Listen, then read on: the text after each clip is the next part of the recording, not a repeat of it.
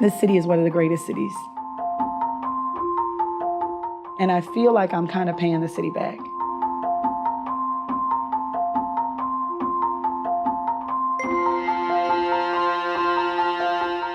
I mean, Cincinnati is just big enough and just small enough that if you really set your mind to it, there's really nothing you can't accomplish. I'm Yvette Simpson. I'm a council member, president pro tem of Cincinnati City Council. And I avoided politics like the plague. I think it was always something that I thought, you gotta be one of those kind of people to be a politician. And I never considered myself one of those people. And we know those people. The connotation of politicians is almost as bad as that of lawyers, probably worse. And I just never wanted to be a politician. Thought I'd be a lawyer, but never thought I'd be in this seat. And you gotta watch that word never, because it'll always come back and bite you in the butt. I started to realize, though, as I was kind of giving back to my community through lots of organizations and watching our city try so hard to become the city I always knew it could become, that it was the politicians that were in the way. And there was a woman who's a politician, I won't name her name, but you might know who she is. And she said to me, you should consider running. And I said, no way, I'll never do it. And she said, well, why don't you work on my campaign? And I said, okay, I'll do it. And then after watching her campaign, I said, definitely not. Definitely don't want to do this. I think after that, I just noticed more and more that I felt like our government was kind of in the way of the progress that Cincinnati was trying so hard to make. And I called her up and I said, we need to go to lunch. And so we went to lunch over at Melt and Northside. And it didn't take her 2 seconds. She sat down and I sat down and she looked at me and she said, you're going to do it, aren't you? And I said, yep, I'm going to do it. And I decided that I wanted to be a positive change for the city. And I call it the grand experiment. Because what I said was, there's no way you can win being yourself and being a person of integrity and a person, who has all kinds of standards and a person who is authentic. You can't be a politician. And so I was never supposed to win. Even on the campaign trail, people were saying, oh, she's smart, she's a lawyer, she's accomplished, but she doesn't come from a political family and she doesn't have a lot of money. And so we broke, almost every rule on the campaign trail. People said, you're supposed to go in a room and shake as many hands as you can and tell people your name. And I thought, that doesn't sound right. Who was supposed to do that? And so I'd spend the whole time in the corner talking to 3 people while my competitors were, off to the next event. And I'm still talking to the same 3 people. And people thought, Yvette, you're not going to meet enough people because you're just staying places too long. And I thought, well, if I don't meet enough people, then that's fine. Well, what happened was those 3 people that I talked to told everybody they knew that I spent the time with them and they knew about me and I knew about them. And the folks in the church who saw me, they said, wow, we watched everybody else leave the room and Yvette stayed the whole time and talked to us afterwards. And so we broke every single rule and it worked. I love the first day I came into work. We sat on the dais, had our council meeting, and I look out in the audience and I see this young girl.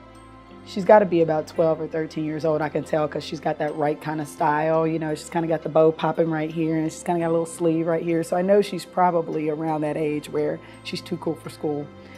And I come down and I step down from the dais and she looks at me and she says, you're beautiful and you inspire me. And it's a tough story to tell without kind of tearing up because I was that girl. And my story is one that I think is not unlike a lot of our kids in our community. And it was tough. There was some back and forth and some up and down, growing up in poverty. I was raised by my grandmother without either of my parents. My dad, drug addicted, 20 years. My mom, mentally ill. And my grandmother was struggling to raise 4 of her grandchildren after raising 8 of her own children. I remember we were a part of the WIC program, which is a program that provides milk and cheese and other things to families that are needy. And it was my job on Tuesday morning, early, between 6 and 7, to go down and get the WIC basket before somebody stole it. Waking up early in the morning to make sure that the milk and cheese and eggs that we needed made it in the house. And hoping that made it through the week for us. You wake up in the morning, there are days when you don't know that there's going to be food there. We did the best we could. There were really, really tough days. There were days where, we call it nose and toes, when we had relatives staying. And so me and my sister and my cousin are all in the same bed, nose and toes, head to feet. just because my grandmother was a matriarch of our family and she took care of everybody. And I mean, she was everything to me. She certainly made her mistakes, and we were exposed to a lot of challenging circumstances because of that. But had she not taken us, I don't know where we would have been. I mean, she had raised all of her kids, right? And then to raise us in her 60s, when most people were starting to settle in, was something remarkable. And she never thought about it for 1 second. It was never something that she ever paused on. And she raised me literally from the moment I came out. But she gave us everything. And, you know, certainly from her generation, she gave us lots of boundaries. So we weren't going to be getting in too much trouble, that's for sure. She and her army of grandmas in our community really kept us safe. You couldn't really, you know, if you walked in Miss Sarah's grass, by the time you got home, your grandma knew you had walked through Miss Sarah's grass and you were going to be in trouble. We had to be in by the time the street lights came on, and, you know, little adventurer like me waits for the flicker of the light and then runs as fast as I can. I want to stay out 1 more minute. And that flicker happens and you just pray your foot hits the door by the time the street light comes on, because otherwise you're in trouble. And I remember right before graduation, when I turned 16, my grandmother moved to a senior facility, and I was the youngest and the only one really left in the house. Came home from school and they said, okay, your stuff is all packed up. Your grandma's got to go to a senior facility. We don't know where you're going to go. And I thought, wow, you know, and from 16 to 18, I probably moved 4 times. From a couch at my aunt's house to, a room in my cousin's house to, and just really pushing through. And I would wake up every morning and I'd say, God, just get me to 18. When I can control it, I'll do better. Just get me to 18. And it's so funny because once I turned 18, it felt like everything got better. You know, I went off to college and, it's been nothing but upward since then. You know, it's like I never thought I'd make it to that day. And then I did. And I always say God front loaded my pain.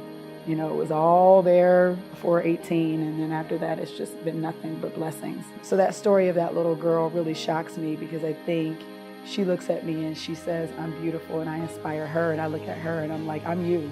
I am. Sometimes I feel like I'm still that little girl. I see our kids, I see what they go through. I look in their eyes and they look just like me. Living every day, one step in front of the other, trying to make it, dealing with what feels like, insurmountable obstacles every single day. And then one day realizing, wow, I made it, I'm here. My story is one that I think for the rest of my life will be about earning back the credit that I've been given to come from essentially the projects on welfare, again, without either of my parents to be in this seat. And I think that's the exact touch that it takes to be in this job. Always remembering who you were, never forgetting that, and bringing that with you to work every day. I feel like I bring that girl with me to work every day. That kind of feisty, if pushed, certainly willing to give everything to make it work as hard as I can, work with as many people as I can, trying to make the city better. And I feel like I'm kind of paying the city back. Because if a girl can come from where I come from and become the person that I am, then guess what? I should give back and make sure that that little girl gets to sit in my seat someday. This city is one of the greatest cities to allow that. And I think this is the only city that can happen in. Cincinnati is just big enough and just small enough that if you really set your mind to it, there's really nothing you can't accomplish.